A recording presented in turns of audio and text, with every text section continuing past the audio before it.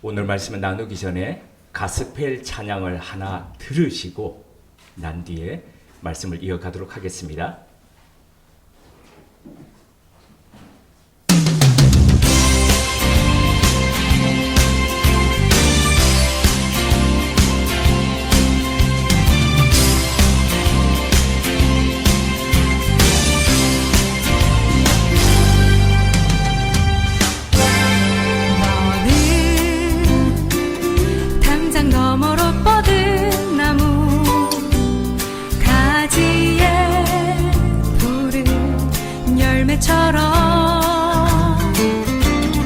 하나님의 귀한 축복이 삶에 가득히 넘쳐날 거야. 너는 어떤 시련이 와도 능히 이겨낼 강한 발이 있어. 전능하신 하나님께서 너와 언제나 함께 하시니. 너는 하나님의 사랑, 아름다운 하나님의 사랑. 나는 널 위해 기도하며 내 길을 축복할 거야. 너는 하나님의 선물, 사랑스러운 하나님의 열매, 주의 품에 꽃 피운 나무가 되어줘.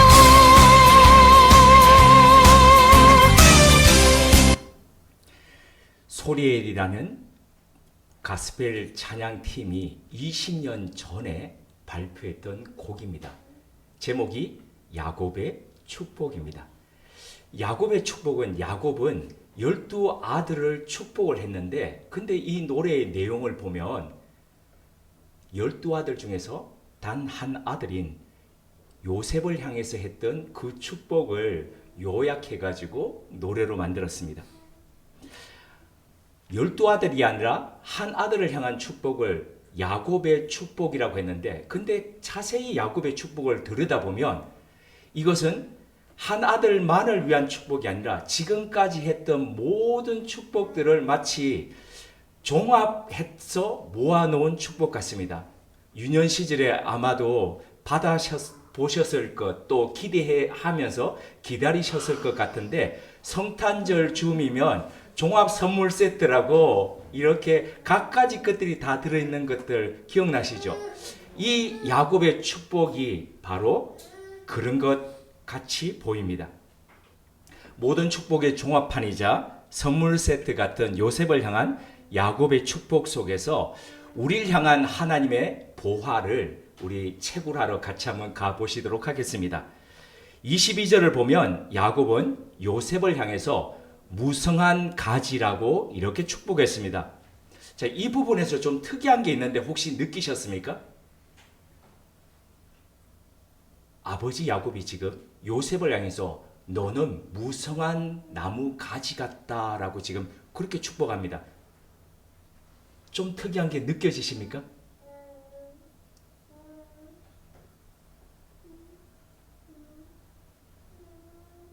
도연아, 말해. 말로 해. 응응거리지 말고. 지금까지 야곱은 아들들을 축복하면서 다 아들들을 어떤 하나의 비유를 들어서 너는 이와 같다라고 이야기를 했습니다. 근데 대부분 뭐를 했냐면 동물을 비유를 들어서 이야기를 했습니다. 그래서 너는 사자 같다, 사자 새끼 같다, 나귀 같다, 나귀 새끼 같다, 또는 뱀 같다, 독사 같다, 암사슴 같다, 그리고 이리 같다. 다음 주에 보면 베냐민을 향해서는 이리 같다라고 그렇게 이야기합니다. 이에 비해서 요셉을 향해서는 동물에 비유하지 않고 지금 식물에 비유하고 있습니다. 그래서 무성한 가지 이런 식으로 표현을 한 거죠. 근데 그냥 무성한 가지가 아닙니다. 뒤이은 수식어는 샘 곁에 무성한 가지라고 이야기를 합니다. 그러니까 요셉은 샘 곁에서, 이게 우리나라 개념으로 생각하시면 안 됩니다. 물이 너무 귀한. 그래서 샘을, 예전에 왜 제가 샘을 얘기할 때도 물 저장고를 거의 밑으로 50m를 내려간다고 말씀을 드렸죠. 그 정도로 깊이 내려갔던 샘 곁에서 뿌리를 내린, 그래서 그 샘의 깊은 물을 빨아먹고 가지가 자라고 그 가지에 무성하게 잎이 달려있는 바로 그와 같은 존재라고 지금 이야기하고 있는 겁니다. 가지가 무성하고 잎들이 푸른 것은 드러나지 않는 이유의 근거에 있는 겁니다. 잘 되는 것에는 잘 될 수밖에 없는 구조와 이유가 있습니다. 그냥 운이 좋아가지고 운빨로 잘 되는 것은 이 세상에 별로 없습니다. 잘 될 수밖에 없는 구조를 만들어가는 겁니다. 자주 제가 말씀을 드리지만은 어떤 사람은 음식을 만들었다 하면 만드는 것마다 맛있습니다. 근데 어떤 사람은 만들었다 하면 짜거나 달거나 그냥 이렇습니다. 왜 그렇습니까? 잘 만들 수밖에 없는 자신만의 레시피 구조를 가지고 있기 때문입니다. 거기에 특화되어 있는 거죠. 사람이 잘 되는 것도 마찬가지입니다. 잘 될 수밖에 없는 그런 구조를 가지고 있는 거죠. 이 부분을 시편 1편 3절은 마치 각주처럼 다음과 같이 설명하고 있습니다. 그는 시냇가에 심은 나무가 시절을 따라 열매를 맺으며 그 잎사귀가 마르지 아니함 같으니 그가 하는 모든 일이 다 형통하리로다. 여기서 말하는 시냇가는 은유적인 메타포입니다. 은유적인 메타포인데 이게 뭘 얘기하냐면 바로 하나님을 이야기하는 거죠. 그래서 생의 뿌리를 하나님께 깊이 내리고 있는 바로 그 사람은 아무리 시절이 계절이 바뀌더라도 그에 따라서 뭐 좌우되지 않고 뜨거운 여름이라고 해서 물이 없어가지고 바짝바짝 말라가는 것이 아니라 그런 계절에도 잎이 푸르면서 푸를 뿐만 아니라 그 푸른 가지마다 열매를 맺으면서 살아가는 그 삶을 살아간다. 그런 거죠. 왜 그렇습니까? 뿌리를 깊이 그 시냇가에 내려 있기 때문에 거기로부터 그 하나님께로부터 공급받아서 사는 인생을 지금 그렇게 이야기하는 겁니다. 귤이 회수를 건너면 뭐가 된다 그랬죠? 탱자가 된다 그랬습니다. 같은 품종을 심었는데 회수라는 것, 중국에서는 이 장강이라고 하는 것이 있는데 황하와 장강 사이에 조그마한 강이 흐르고 있는데 중국인들이 보기에 조그만 강이지 우리가 보기에는 큰 강이겠죠. 그 이름이 바로 회수입니다. 거기에만 건너가지고 심으면은 좋은 품종이었던 귤도 조그마한 탱자가 되더라는 겁니다. 사람들은 귤을 먹으면서 요즘 극조생 노지귤이 나오고 있죠. 귤을 먹으면서 제주귤이다 그렇게 얘기를 하죠. 그런데 육지 사람들이 그렇게 이야기하지 제주 사람들은 그렇게 얘기하지 않습니다. 제주에 가시면은 이게 반을 나눠서 럭비공처럼 생긴 제주를 반으로 나눠 가지고 제주시 쪽에 속해서 거기서 나온 귤이냐 서귀포 쪽에서 나온 귤이냐에 따라서 값이 달라집니다. 왜 값이 달라질까요? 맛이 다르니까 그렇겠죠. 그래서 제주를 여행 다니시다 보면 유심하게 보시면 중산간 도로마다 CCTV 카메라들이 쫙 있는데 거기에 이렇게 적혀 있습니다. 속도 카메라 말고 농산물 이동 감시 카메라. 왜 그랬을까요?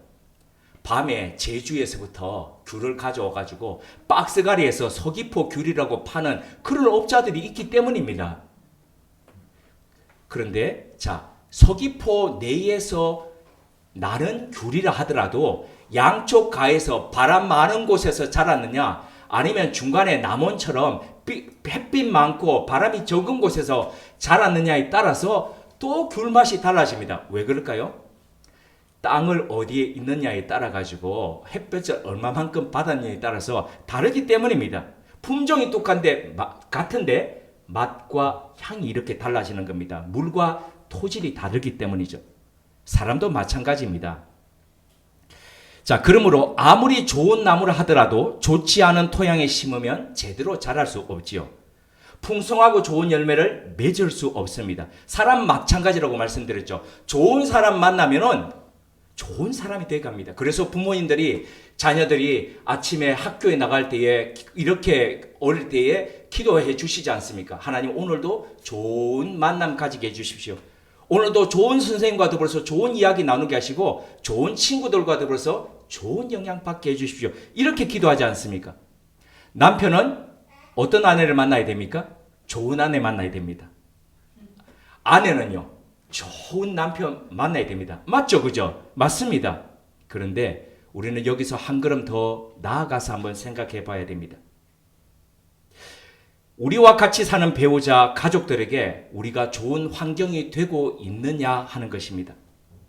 하나님께서 그 사람에게 특별하게 주신 것들이 있습니다. 그런 것들이 환경 속에서, 좋은 환경 속에서 다 잘 발현될 수 있도록 우리는 그렇게 돕고 함께하는 그런 배경이 되고 배필이 되고 있는지를 우리는 생각해 봐야 됩니다.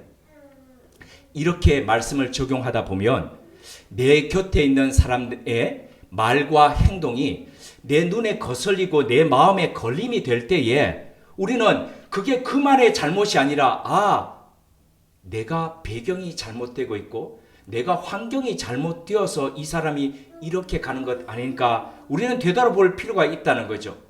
왜 이 사람은 자꾸 짜증을 낼까? 이 사람의 성격이 그래서 그럴까? 내가 그렇게 될 수밖에 없는 구조를 만들어서 환경을 만들기 때문에 이렇게 되는 것은 아닐까? 우리는 그렇게 돌아볼 필요가 있다는 겁니다.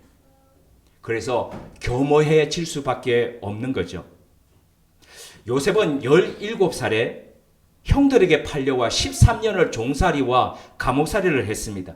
희망이 꺾여서 절망이 되는 그 긴 시간을 보냈습니다. 그런데 그 긴 시간 동안 그는 절망의 뿌리 내리지 않았습니다. 보디발 집안의 총괄 매니저가 되어가지고 살아갈 때에 이 사람이 나의 유일한 끈이구나 싶어서 그에게 뿌리를 내리지 않았습니다. 그의 부인이 유혹할 때에 여기 한번 어긋나 버리면 내 인생 그냥 끝나버린다 싶어서 그 보디발 부인에게 그 유혹 앞에 그는 뿌리 내리지 않았습니다. 이집트의 총리가 되어 파라오 다음에 국가 권력을 휘두르며 실세 중에 실세가 되었을 때에 그는 그 권력에 뿌리 내리지 않았습니다. 그의 뿌리는 보이는 사람이 아니라 보이지 않는 하나님, 진정한 샘 되시는 깊은 시냇가가 되시는 그 하나님께 뿌리를 내리면서 갔습니다. 그 결과가 바로 오늘 우리가 아는 요셉입니다. 우리는 매일매일 어디에 뿌리를 내리고 있습니까? 우리는 우리 주변에 사랑하는 이들에게 어떤 배경과 환경이 되고 있습니까? 요셉은 하나님께 뿌리 내린 단계에서 그치지 않았습니다. 한 단계 더 나아갔습니다.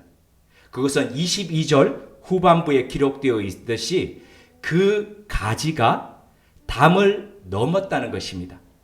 도시에서 자란 분들은 이 의미가 확 와닿지 않으실 건데 시골에서 자란 저는 이게 무슨 의미인지가 정말 절절히 와닿습니다. 유년 시절 저는 새벽같이 일어나는 아이였습니다. 새벽부터 공부하려던 것은 아니었고요. 만약 새벽부터 일어나서 그렇게 공부했으면 제가 아마 하버드나 옥스퍼드 가서 그렇게 아마 살고 있었을 것 같은데 전혀 그렇지는 않고 새벽같이 일어나서 동네 골목을 순찰하기 위함이었습니다. 예를 들어서 5월이나 6월이 되면 감꽃이 떨어집니다. 그러면 지푸라기를 끝을 묶어가지고 그 감꽃을 주우러 동네 골목을 다 다닙니다. 특별히 담강나무 아래에서 감꽃은 달았기 때문에 친구들이 오기 전에 내가 먼저 가야지 싶어서 지푸라기를 밑에서 엮어가지고 그 감꽃 하나하나를 밤새 떨어진 감꽃을 이렇게 엮어가지고 줄줄이 해서 왔습니다. 왜요? 그게 간식이거든요. 자, 그리고 난 뒤에 여름철이 지나면서 감들이 이제 커져갑니다. 새파란 감들이 달리죠. 그런데 비바람이 부는 그런 새벽녘이면 얘네들이 뚜둑뚜둑 낙과를 합니다. 그러면 비가 오면 비닐로 몸을 이렇게 감싸고 우산도 없이 왜요? 우산 들고 이게 안 되니까 비닐로 감싸고 그 떨어진 감들을 주우러 골목을 다녔습니다. 주워왔던 그 감들, 새파란 감들을 가지고 조그만 단지에다가 물을 넣고 거기다 소금을 풀어가지고 그 감들을 넣어 놓으면 그 땡감들, 아주 뜰번 땡감들이 달게 됩니다. 그 감이 이제 그렇게 간식이 되는 겁니다. 담장 안에 있는 달려있는 감들은 감 주인의 것이지만 담장을 넘어와서 있는 감들은 바로 동네 아이들의 것이었습니다. 그리고 가을녘이 돼가지고 이게 이제 잎이 떨어지면서 홍시가 되죠. 이런 노래도 있지 않습니까? 있지 않습니까? 생각이 난다. 홍시가 열리면. 그런데 이 홍시가 열리면은 골목길을 또 순찰 갑니다. 친구들이 먼저 올까봐 새벽같이 갑니다. 그럼 밤새 떨어졌던 그 홍시들이 두둑두둑 떨어져 있으면 그 홍시들을 주워가지고 옵니다. 담장 너머로 있는 그 가지가 얼마나 동네 아이들을 즐겁게 하고 그리고 풍성한 삶을 누리게 했는지 저는 체험적으로 압니다. 다시 돌아갑니다. 가지가 담장을 넘었다는 것은 뿌리로부터 받았고 공급받았던 것, 그것을 이웃과 주변 사람들에게 나누는 것을 의미합니다. 담 밖의 사람들에게 미치는 선한 영향력을 뜻합니다. 요셉은 하나님과 함께하는 깊은 뿌리를 하나님께 두었던 그 영양분을 가지고 보디발과 나눴습니다. 요셉은 감옥 속에서 간수장과 제수들에게 그의 선한 영향력을 나누었습니다. 누리게 했습니다. 그리고 총리가 되었을 때에 이집트 전역에 흉년이 들었던 그것을 그 기간 내내 사람들을 살렸습니다. 나아가서 고대 근동 지역의 모든 사람들과 심지어 짐승들까지 먹여 살렸습니다. 가지가 뻗어나가서 담장을 넘은 것이었습니다. 이번 학기 학교에서 대학생들에게 강의하는 과목의 이름은 현대인과 사회적 영성입니다. 어떤 과목인지 이 말만 들으면 잘 와닿지 않는데 영어 제목을 보면은 조금 이해가 됩니다. Social Spirituality Based on Bible입니다. 성경에 기초한 사회적 영성. 성경에 기초한 사회적 영성이라는 게 성경 속에서 만나는 구약부터 시작해서 신약의 사람들과 한 가지씩의 키워드들을 가지고 우리 삶에 적용하는 겁니다. 책임이라는 키워드, 성공, 비전, 리더십, 그리고 경쟁력, 희생, 그리고 열정, 또 하나 마지막으로 사랑이라는 이런 키워드들과 더불어서 내가 믿음의 사람들 속에서 보이는 그런 모습들을 어떻게 이 사회 속에서 이 시대 속에서 구현해 갈 것인가를 고민해 하는 것이죠. 강의 시간에 학생들에게 이렇게 물었더니 이런 답변이 나왔습니다. 왜 열심히 공부합니까? 학점 잘 받으려고요. 학점 잘 받아서 뭐 하려고요? 좋은 직장 가서 연봉 많이 받고 결혼 잘 하려고요. 결혼 잘 해서 뭐 하려고요? 행복하게 살려고요. 그러면 행복하게 쭉 살다가 그럼 마지막에는 어떻게 하려고요? 마지막에는 죽죠. 그래서 제가 이쯤 되면은 이제 다들 마지막 더 이상 할 말이 없는 거죠. 행복하게 살다가 마지막에 죽는다. 그래서 이 끝이 우리가 열심히 지금 살아가는 것이 끝이 죽는 것으로 그냥 이렇게 끝난다면은 그러면 이게 너무 허무하지 않는가? 오늘도 죽음으로 내달려가기 위해서 열심히 사는 것이라면은 그렇게 살기 위해서 돈 벌고 다 쓰지 못하고 허무하게 죽어갔던 수많은 사람들을 봤습니다. 심지어 오늘부터 시작해서 매일매일 같이 수백만 원씩 쓰더라도 다 못 쓰고 그의 나이 될 때까지 다 못 쓰고 쌓아놓았던 돈을 가지고 남겨놓고 가던 사람도 저는 봤습니다. 이렇게 한 것이 과연 끝이 모았다고 하더라도 결말이 행복할 수 있을까 학생들과 나눕니다. 그러면서 어떻게 우리 삶을 살아야 될까 질문을 던집니다. 자, 행복의 끝이 만약에 나와 내 가족에 한해서 이렇게 누린다면 그것으로 끝난다면 허무할 수 있습니다. 하지만 나의 잘됨으로 인해서 수많은 사람들이 잘 되는 것으로 연결되어서 나 덕분에 쓰러져 있던 사람들이 일어서고 희망 없던 사람들이 소망을 갖고 살아간다면 이것이야말로 기쁨이고 또 다른 행복일 수 있다면서 이런 얘기들을 나눕니다. 얼마 전에 저희 집에 보일러를 교체했다라고 말씀을 드렸습니다. 어떻게 보일러 관 속에 그렇게 시뻘건 녹물들이 그렇게 콸콸콸콸 나오는지 기가 찰 노릇들이었습니다.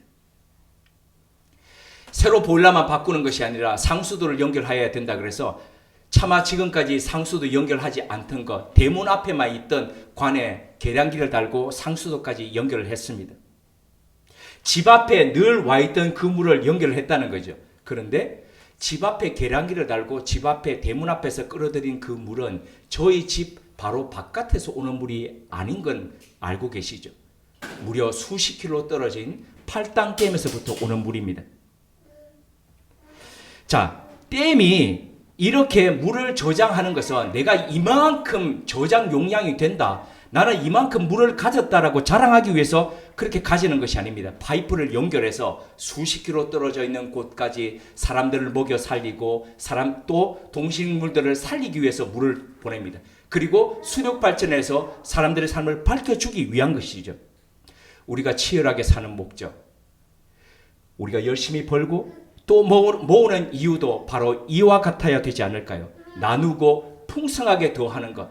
그게 바로 하나님께서 아브라함에게 말씀하셨던 너는 복의 근원이 될 것이라고 하셨던 그 약속. 너는 복의 저수지 근원이 되겠다는 바로 그 말씀이죠. 샘의 뿌리를 깊이 내린 나무, 담장 너머로 뻗은 가지. 바로 이 사회적 영성이 우리 삶에도 편만해졌으면 좋겠습니다. 요셉을 향한 야곱의 축복은 23절에서 24절에 이렇게 이어집니다.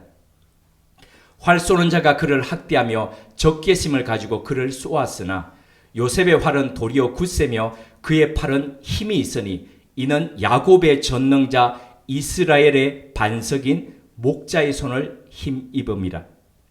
요셉은 10대 시절부터 형들에게 미움과 증오의 화살을 받았습니다. 보디발 집에서는 억울한 누명의 화살을 맞았습니다. 감옥에서는 자신이 꿈을 해석해 주면서 너는 잘 될 거야, 날 잊지 말아줘 그때라고 그렇게 은혜를 베풀었는데도 불구하고 배은의 화살을 맞았습니다.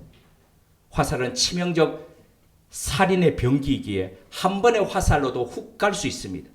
요셉은 한 번도 아니고 13년 동안 연이어 이런 화살을 맞았습니다.